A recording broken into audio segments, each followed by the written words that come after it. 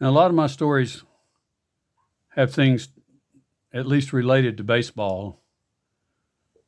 I am, after all, a child of the 1950s and 60s, and baseball was the king in the 1950s and 60s. I couldn't wait for spring training, and I couldn't wait for the World Series every year and all the 162 games in between. However, the poems I'm going to read this morning have nothing to do with baseball. They do remind me of an incident with the great Babe Ruth when he was at bat one day against the Brooklyn Dodgers.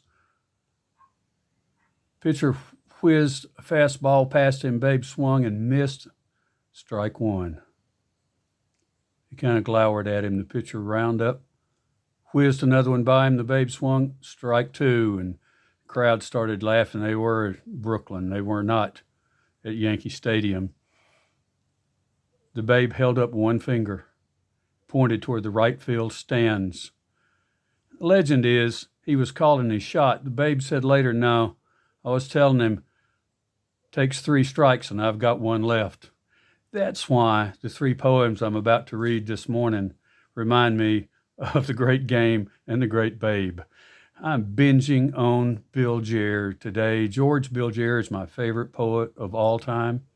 I'm going to read three poems by him, and I think by the time I'm done, you'll realize why they remind me of Babe. The first is called The Ineffable.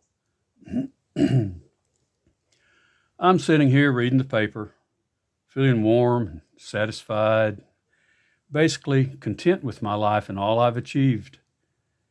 Then I go up for a refill and suddenly realize how much happier I could be with the barista. Late 30s, hinted hair, an ankh or something tattooed on her ankle, little silver ring in her nostril. There's some mystery surrounding why she's here pouring coffee, toasting bagels at her age, but there's a lot of torsion when she walks, which is interesting. I can sense right away how it would all work out between us.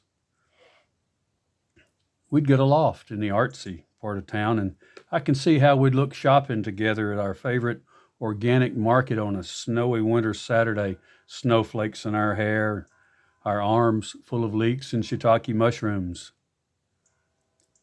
We would do Tai Chi in the park. She'd be one of the few people who actually gets my poetry, which I'd read to her in bed. And I can see us making love by candlelight, struggling to find words for the ineffable. We never dreamed it could be like this. And it would all be great for many months until one day, unable to help myself, I'd say something about that nostril ring. Like, do you really need to wear that tonight at Sarah and Mike's house? Sarah and Mike being pediatricians who intimidate me slightly with their patrician, cool, and serious money.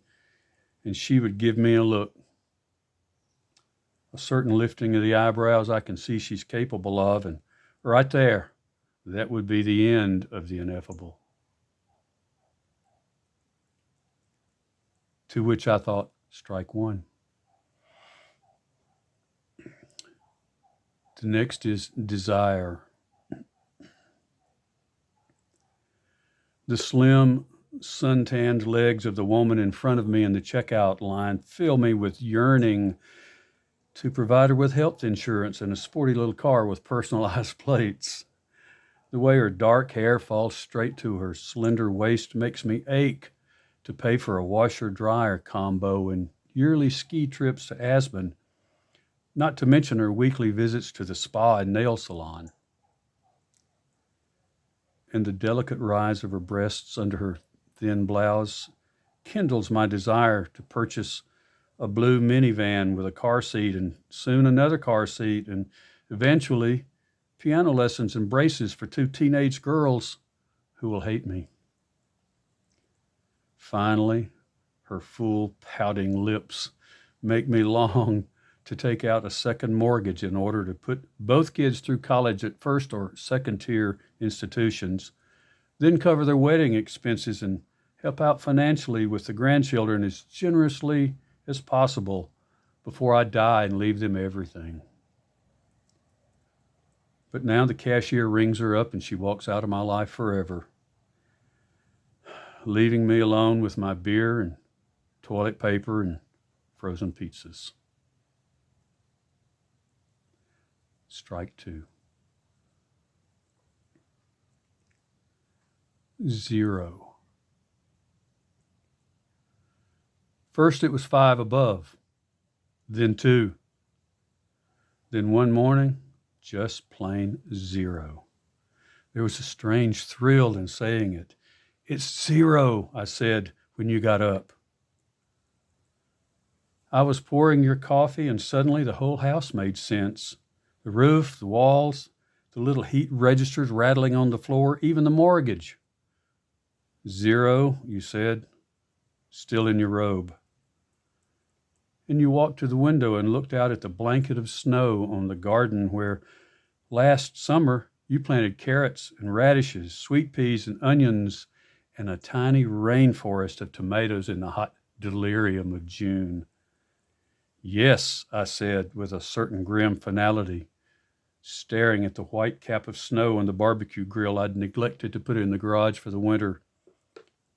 And the radio says it could go lower. I like that robe. It's white and shimmery and has a habit of falling open unless you tie it just right. This wasn't the barbarians at the gate. It wasn't Carthage in flames or even the Donner Party. But it was 0, by God, and the robe fell open.